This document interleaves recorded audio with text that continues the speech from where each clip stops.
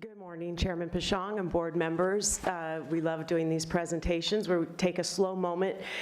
We have 3,000 employees, a little more than that in our employ here at the County of San Luis Obispo, and many of them are just like Liz, who we honored today, who like to stay in the background but do amazing work. And that is the quest of the slow moment, to pay tribute to some of them who just rise to the occasion of their roles as public servants. If I say the name Kristin Smart, you guys would all probably remember that name. She was the victim of a horrible crime nearly 26 years ago, and frankly, maybe some failures and stumbles of we as a community in the early days following her disappearance. It's a heavy lift to prosecute a case more than a quarter century later, but we have some great prosecutors and investigators that made that happen, but we also have some behind-the-scenes employees who were part of that heavy lift, and you probably never heard their name, so that's who we want to honor today in our slow moment. There are about 3,000 employees working for the County of San Luis Obispo, and among those, there are those who go above and beyond in their commitment to public service. Their exceptional work may not make headlines, but it is worthy of recognition. We want to take a slow moment to do so.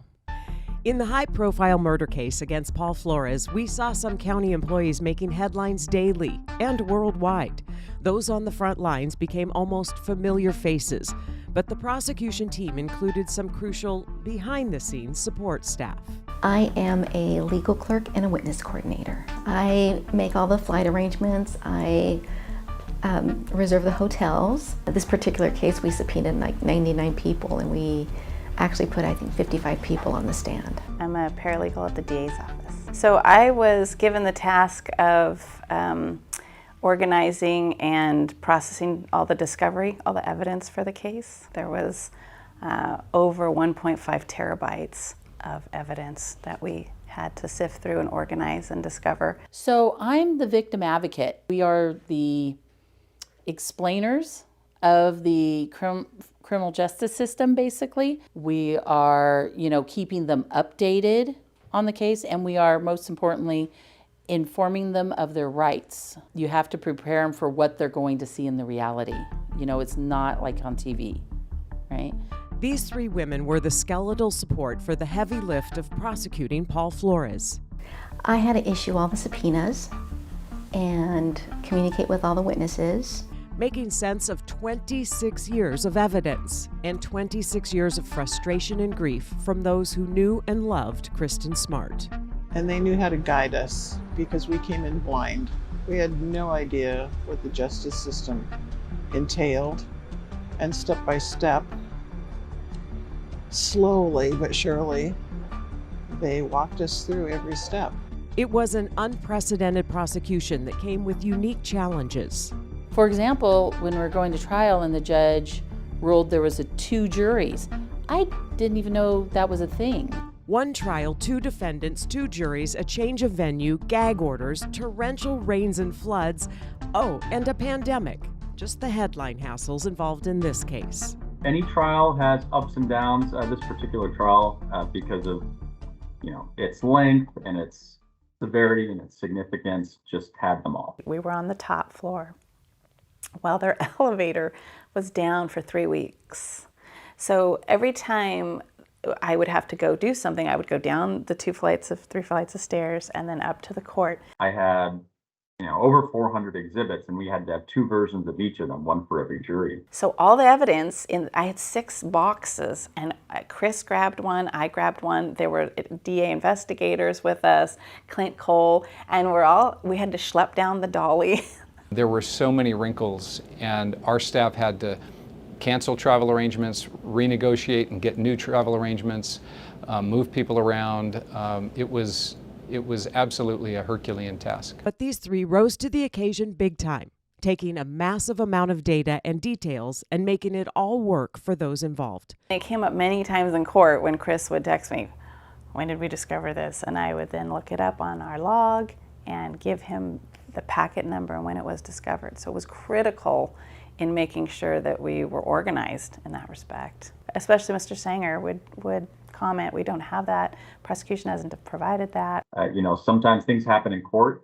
Defense tries to throw you off. Oh yeah, we got challenged a lot that it was something we hadn't provided, although we had.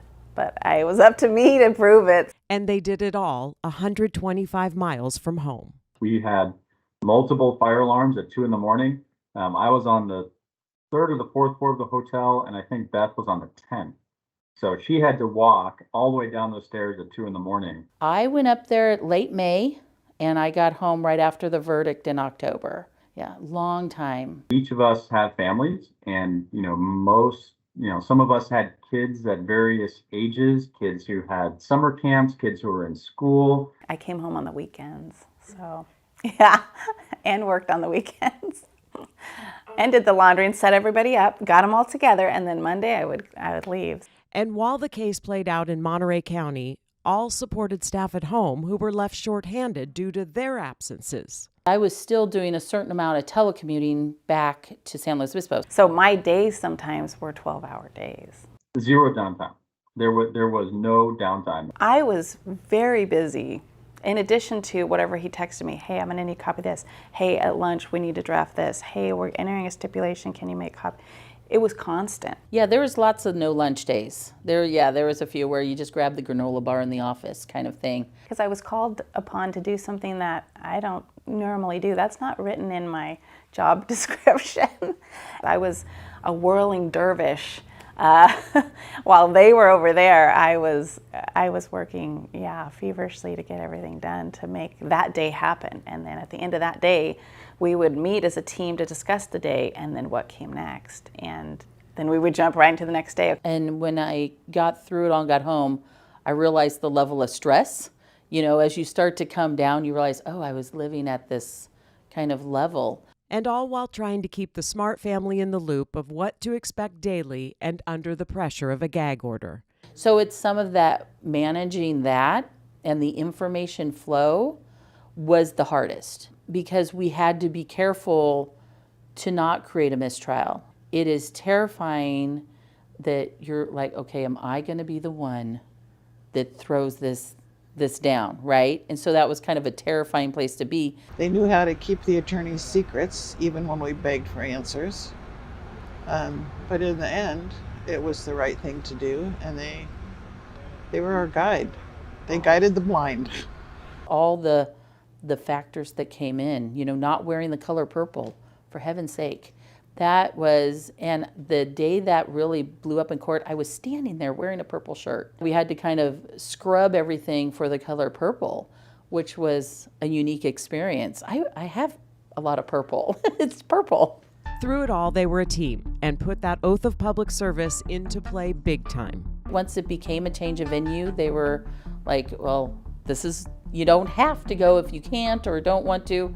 So, but there was no way I was going to abandon them. I needed to go. At any point, any time of the day, and that was kind of our rule as a team, whether it's 6 a.m. or 10 p.m., we ran the group chat and made sure we supported each other, professionally and personally.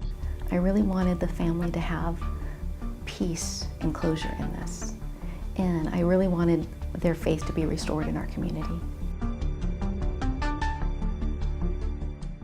7A, murder in the first degree, to the maximum sentence that I can impose by law, an indeterminate term of 25 years to life. I felt like the people could probably see my heart moving through my blouse, because we were just so vested with all the time and the hours and being away from our families. I just was happy to be involved with finally getting to a point where we could see justice for, Kristin and her family. It came together where we had the right people in the right positions to make it happen. If one of us didn't do our job, it was going to fall apart. There is no amount of gratitude. It makes you feel almost guilty to know that people have had to sacrifice so much. It's a little hyperbole, but you couldn't ask for a better team than Becky, Beth, and Eloisa.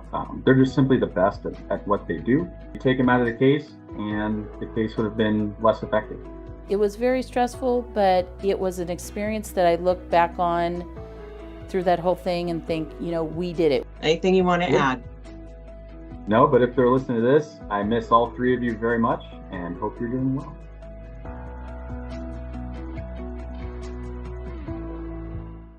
So we will forgo reading the resolution because we basically says everything that was in the video, but I do want to call up Victim Witness Center Assistant Director Beth Robb, Paralegal Becky Kripe, and Witness Coordinator Eloisa Bassinger, who worked long hours and helped bring this case to a successful conclusion.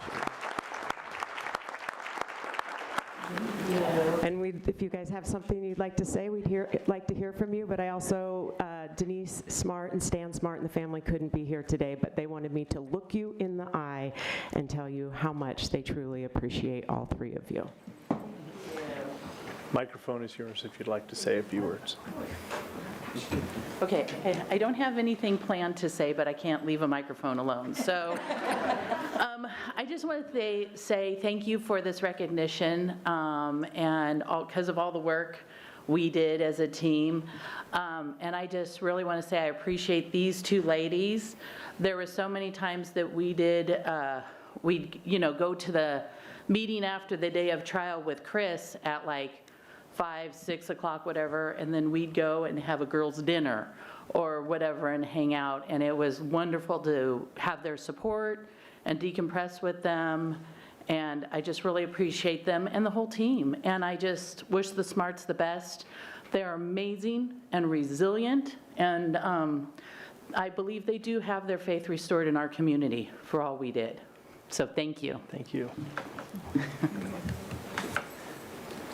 I just want to say thanks for the recognition and the honor, and it was a privilege to be on the team that was able to go and fight for that justice for Kristin and her family. And so thank you for today, and I'm thrilled to have been on the team and honored.